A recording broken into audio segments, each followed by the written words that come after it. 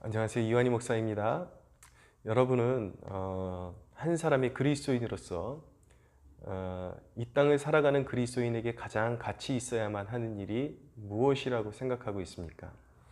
하나님의 말씀은 그 부분에 대해서 대답해 주시기를 그것은 온전한 하나님의 사람을 세우는 사명을 감당하는 것이다.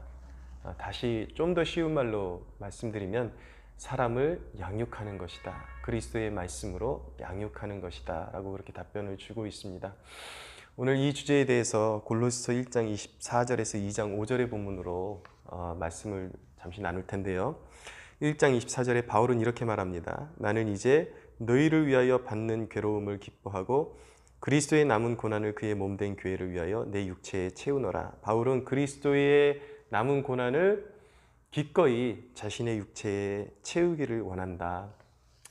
이어지는 본문을 통해서 이어지는 본문과 연관시켜서 생각해 본다면 한 사람의 그리스도인을 온전한 하나님의 사람으로 세우기까지 바울이 자신이 받아야 될 고난이 있다면 기꺼이 사람을 세우기 위해서 그 모든 고난을 감내할 용의가 있다라는 그런 놀라운 고백인 것입니다.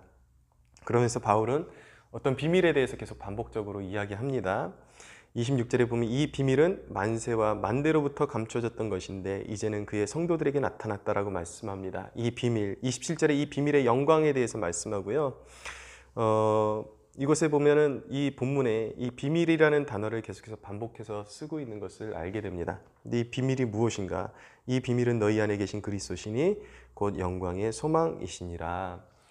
이 비밀은 만세전부터 감춰졌던 것인데 하나님의 때에 드러내셔서 그의 성도들에게 밝히 드러내 보이신 것이다. 우리가 얼마나 복된 신앙생활을 하고 있습니까? 만세전부터 감추어져 있던 영광스러운 비밀이 말갛게 드러났고 계시로 우리에게 주어졌고 우리는 성령으로 말미암아 그 비밀을 깨닫는 사람들로 부름받았다라는 것이 그것이 얼마나 영광스러운 것입니까? 그리스도 안에 구원에 이르는 모든 능력이 있고 그리고 구원을 완성시켜 나가는데 신앙의 여정에 필요한 모든 능력과 모든 지식과 지혜 그리고 신앙의 풍성한 삶을 누리는 비결이 그리스도의 이름 안에 있고 그리스도의 말씀 안에 녹아져 있다는 것을 믿어야 하는 것이죠. 바울이 이 비밀을 이야기하면서 바울이 정말 자신이 그렇게 사활을 걸고 내 달리는 그 목적이 무엇인가 그리고 바울이 간절히 성도들에게 기대하는 바가 무엇인가를 그가 2장 2절에 말씀하고 있다는 것을 알게 됩니다. 이는 그들로 마음의 위안을 받고 사랑 안에서 연합하여 확실한 이해의 모든 풍성함과 하나님의 비밀인 그리스도를 깨닫게 하려 함이니 그 비밀인 그리스도를 온전한 이해 속에서 깨달으면서 풍성하게 알아가면서 정확하게 알아가면서 그 지식과 지혜 가운데서 한 사람의 온전한 성숙한 하나님의 사람으로 성장해가는 것 그것이 바울이 어떤 고난도 역경도 이겨내고 아랑곳하지 않고 참고 인내하면서 다름박질하는 그런 삶의 목적이라는 것을 말씀하고 있는 것입니다. 그의 열의가 얼마나 대단했는가 29절 1장 29절에 보면 이를 위하여 나도 내 속에서 능력으로 역사하시는 이의 역사를 따라 힘을 다하여 수고하노라. 한 사람의 온전한 하나님의 사람이 세워질 수만 있다면 어떠한 희생을 지불하고서라도 그 대가를 치르고서라도 그 일을 감내하겠다. 힘을 다하여 수고하겠다. 라고 그렇게 바울이 고백하고 있는 것입니다. 그리스도인에게서 가장 큰 대위임령, 주님께서 친히 말씀하신 대위임령은 전도이죠. 그러나 그 영혼을 전도로 영혼을 얻었다면 그 영혼을 어디까지 끌어가야 되는 것입니까? 온전한 하나님의 사람으로 세우는 데까지 끌어가야 하는 것입니다. 이것이 바로 주님의 대위임령에 나타나는 바이잖아요. 하늘과 땅의 모든 권세를 내게 주셨으니 그러므로 너희는 가서 모든 민족을 제자로 삼아 아버지와 아들과 성령의 이름으로 세례를 베풀고 내가 너희에게 분부한 모든 것을 가르쳐 지키게 하라. 세례 주는 데서 끝나서는 안 된다라는 거죠. 가르쳐 지키게 하라. 주님의 말씀으로 판단하고 주님의 말씀으로 살아갈 수 있는 한 사람의 전인적인 하나님의 사람으로 길러내는 것이 그리스도인의 최고의 사명이요 가치가 되어야만 한다는 것입니다. 어제 귀한 목사님과 교제를 좀 나누었는데 이 나라의 시국에 대해서 좀 우려하는 그런 대화를 나누다가 이 땅에 특별히 젊은이들이 어떻게 하다가 이렇게 좌경화되었는가라는 그런 좀 통탄하는 그런 내용의 대화를 나누었습니다. 물론 이 땅의 청년들이 당신 자경화되었다라고 그러면 인정을 하는 사람 별로 없을 것입니다. 왜냐하면 자신도 자경화된 줄 모르고 있기 때문이에요. 그 이유는 무엇입니까? 너무나도 생활 속의 매체를 통해서 교제를 나누었던 그 목사님의 표현으로는 매체가 사람들을 우민화시켰다. 어리석은 존재들로 완전히 격화시켜 버렸다라는 것이죠. 뭐 코미디 프로그램, 무슨 시사, 뉴스, 드라마 모든 것 하나하나가 연예 프로그램까지 영화까지도 모두가 이념적인 색채를 가지고 무언가 정의, 인간미 이런 것들을 표현하지만 사실은 그 모든 것들이 많은 부분에 있어서 좌경화된 생각들, 이념적인 것들을 주입시켜서 그렇게 표출이 되는 것들인데 그런 것들이 이제 자꾸 그 마음 안으로 생각 안으로 스며들다 보니까 그것 자체가 자신의 기준이 되어버렸기 때문에 좌경화된 그 의식 자체가 기준이 되어버렸기 때문에 자기가 좌경화되었다는 것도 모르고 살아가는 이 세대가 되어버린 것입니다. 자, 이런 우민화되어버리고 좌경화되어버린 이런 안타까운 세대 가운데 우리 그리스도인들이 이런 어려운 난제를 풀어갈 수 있는 해결책은 무엇입니까? 성경은 분명하게 그리고 단호하게 한 가지 해결책을 제시하는데 그것은 무엇인가? 그리스도의 말씀으로 사람을 온전히 양육하는 것입니다. 심혈을 기울여서 그리스도의 말씀으로 시대를 분별하고 그리스도의 말씀으로 거룩한 것과 속된 것을 거룩하고 참된 것과 거짓된 것들을 분별할 수 있는 그리고 주님의 그런 말씀과 주님의 사랑을 온전히 삶으로 적용하며 실천할 수 있는 하나님의 사람을 온전히 빚어낼 수 있는 것은 심혈을 기울여서 한 영혼을 도공이 정말 땀을 흘려서 하나의 도자기를 심혈을 기울여서 잠시 정신이 팔리면 이 도자기가 찌그러져 버리고 그러면 쓸 수 없게 되는 거죠. 온 마음을 다해서 그 도기를 빚어내야 되는 것처럼 우리 그리스도인들도 어떤 면에서는 그런 도공의 마음으로 도제의 마음으로 사람을 빚어내야 한다라는 것입니다. 우리에게 주어진 사명이 바로 거기 있다라는 것이죠.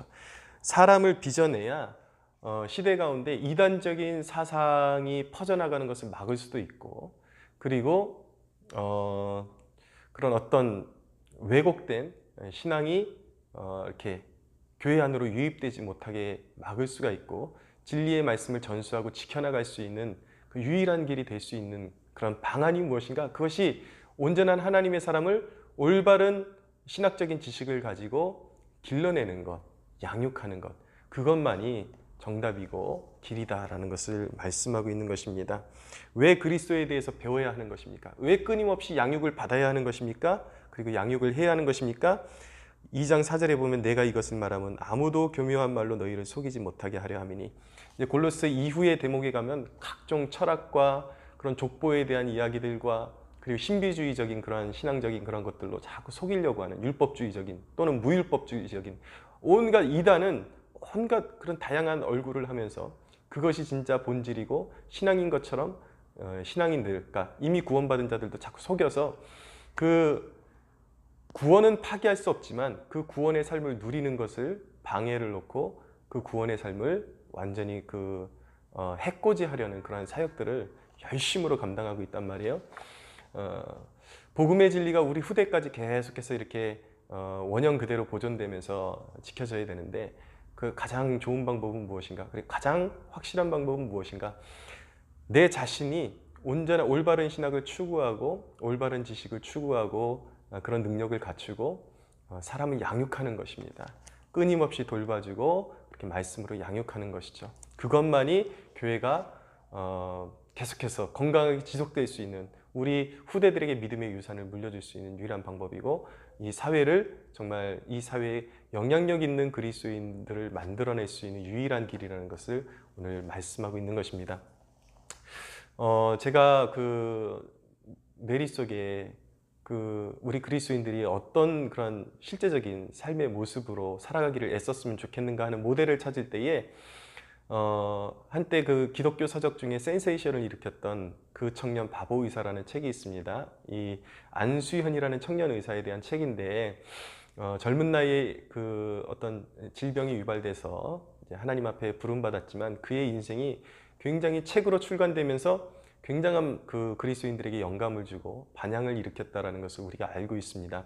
제가 영락교회 전도사 시절에 그 예배 안내를 맡고 있다가 같이 예배 안내를 맡았던 어떤 장로님을 만나게 되었는데, 그 장로님이 저에게 초면에 친근하게 다가오셔서 자기 아들에 관한 말씀을 자꾸 해주셨어요. 내 아들이 이렇게 열심히 주님을 섬기던 의사였는데 안타깝게도 젊은 나이에 어떤 그런 바이러스에 이렇게 걸려가지고 일찍 부름받았다. 너무 안타깝다. 그러면서 눈물을 흘리셨는데 제가 들으면서 참 안타깝다. 근데 그 청년이 누구인지는 그때 당시에는 몰랐습니다. 근데 그 일이 있고 나서 한참 후에 한 권의 책이 이제 막 센세이션을 일으키기 시작했는데, 그게 바로 그 청년 바보 의사였고, 바로 그 장로님의 아들이 그 청년 의사 안수현이었다라는 것을 알게 되었습니다. 근데 그 책을 제가 구입해 가지고 읽어보니까 참 감동스러운 삶을 살았다라는 것을 알게 됩니다. 의대생 시절에 그의 포커스는 오직 하나님 중심의 삶을 추구하고 있었고, 그의 삶이 어떠했는가, 이렇게 좀 단면적인, 좀 짧게 말씀드리면, 주일 성수를 생명과 같이 여기기 위해서 이른 아침부터 가서 아이들을 양육하고, 또 청년부에서 청년들 양육하고, 주일을 온전히 지키기 위해서 의대의 그 빡센 과정을 따라가야 되는데, 월요일날 중요한 시험이 있는데도 불구하고 그의 신념, 그 신앙적인 신념을 따라서 주일날에는 온전히 하나님의 영광만을 구하겠다. 그래서 주일 밤이 될 때까지 공부하지 않고 있다가, 그러다 보니까 이제 그 월요일날 남보다 일찍 일어나서 새벽에 공부를 시작해야 되는데, 그게 당일날 공부하니까 그렇게 잘 외워지나요? 그러니까 어느 정도의 학점은 희생하는 것을 각오를 하고 그가 공부를 했던 것이죠. 그렇게 차라리 학점을 좀 희생하더라도 하나님 앞에 어떤 사람으로 살아가는 것이 더 중요한지를 그가 알고 있었다라는 것, 그리고 청년들을 양육하면서 주일날 시험 때문에 빠지는 청년들이 있다면 거르지 않고 직접 찾아가 가지고 하나님에 대해서 더 깊게 알도록 해주고, 시험 기간이라도 결코 주일 성수만은 지켜야 한다라는 것을 청년들에게 가르쳐주고, 자신이 양육하는 청년들이 정말 불가피한 일 때문에 빠지게 되는 일이 있다면 주중에 또 따로 시간을 내 가지고 그 과를 거르지 않도록 찾아가서 과외해주고, 그렇게 사람을 길러냈던 것이죠. 오로지 하나님 중심의 삶, 사회에서 탁월해지는 것보다도 그 모든 것들이 하나님께 영광이 되지 않고 자기에게 중심이 맞춰져 있다면 그것은 하나님의 영광을 가리는 것이고, 그것은 사실은 종이짝 같은 것이고 아무것도 아니라는 것을 그가 고백하면서 삶으로 그런 신앙 고백적인 삶을 살았다라는 것을 보여주고 있습니다. 온전히 하나님의 사람을 길러내기 위해서 젊은 청년이 그렇게 분투하면서 살아갔던 그 삶의 모습이 굉장히 인상적이죠.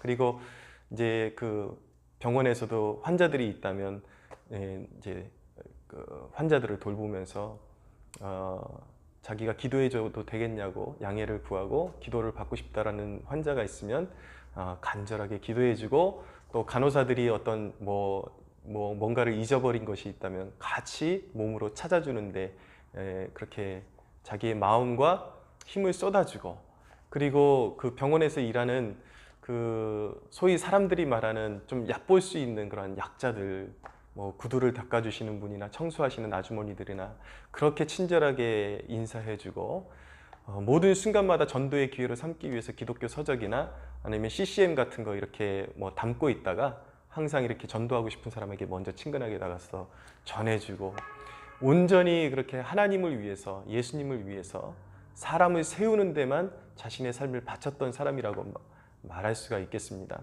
그래서 그의 그 장례식 때에 평범한 의사였는데도 불구하고 2,000명 이상의 조문객들이 와서 그에게 그 사랑을 받았던 사람들, 그의 그런 삶의 모습을 보면서 그 인상 깊은 모습을 잊지 못했던 사람들이 그의 장례식 가운데 조문을 와서 인산이를 이루었다라는 그런 이야기를 읽게 되었습니다. 그를 기억하는 사람들의 그를 향한 평가가 무엇인가? 그는 하나님을 위해서라면 온전히 하나님께 자신의 삶을 드리기 위해서 학점도 어느 정도 희생하는 것을 각오했기 때문에 이 부분에서 조금 잠깐 짚어야 되는 게 요즘의 그런 사람들, 청년들과 의식이 달라도 너무 다르지 않습니까? 좋은 학점을 위해서 하나님을 이용하려고 하는 사람과 학점을 희생하더라도 하나님의 온전한 영광을 위해서 살아가기를 바랬던 사람의 차이. 물론 그들이 둘 다 두 부류가 다 하나님을 사랑한다라고 그 진심이 있을 수는 있겠지만 하나님을 사랑하는 그 방식에 있어서 차원이 달랐다라는 것, 그것은 우리가 분명히 한번 짚고 넘어가야겠습니다. 그래서 이 안수연이라는 이 청년 의사를 나중에 사람들이 평가할 때 어떤 면에서 그는 학점이나 기능적인 면에서는 그가 명의였다라고는 말할 수 없을지는 몰라도 한 영혼을 향한 열의 면에서 그는 분명히 탁월한 명의가 분명했다라고 그렇게 사람들이 기억하고 있는 것입니다. 사랑하는 여러분, 우리의 삶이 어떤 삶을 살아야겠습니까? 무엇을 위해서 여러분들은 그렇게 열심히 내달리고 있나요? 믿는다고 하지만 여전히 썩을 양식을 위해서 내달리고 있지는 않습니까? 하나님의 사람을 세우고 있습니까? 한 영혼을 향한 열정, 하나님의 사람을 세우겠다라는 열정. 여러분, 나라에서 일어나는 일들에 대해서 아픔을 가지고 계십니까? 그렇다면 오히려 본질에 집중하십시오. 혈기로만 이길 수 없습니다. 여러분, 사람의 방법으로 결코 나라를 세울 수 없습니다. 누군가의 희생을 통해서 내가 시간을 바쁘고 진짜 머리 터지도록 그렇게 분투하는 세상 속에서 한 영혼을 얻어서 하나님의 사람으로 세우겠다라는 열의가 없다면 여러분, 우리 미래에는 소망이 없는 것입니다. 사랑하는 여러분, 영적으로 각성하고 다시 깨어나서 하나님께서 우리에게 보여주시는 누군가가 있다면 열의를 가지고 가서 하나님의 사람으로 세울 수 있는 저와 여러분들이 되기를 원하고, 그렇게 되려면 영적인 실력을 길러야 되겠죠. 우리가 먼저 가르치기를 원하는 사람들이, 양육하기를 원하는 사람들이 먼저 영적인 실력을 길러야 됩니다. 경건에 힘써야 되는 것이고, 삶의 모든 소소한 부분에서 하나님 중심으로 선택하는 훈련이 온전히 되지 않으면 결코 귀한 영혼들을 하나님의 사람으로 세울 수 없다는 것을 기억하면서 먼저 여러분들이 하나님 앞에 올바로 서 있나, 나의 선택의 근거는, 나의 삶의 중심은 무엇을 중심으로 살고 있는지를 한번 되새겨보는, 그리고 참된 회개에 이르는 오늘 하루가 되기를 예수님의 이름으로 축복합니다.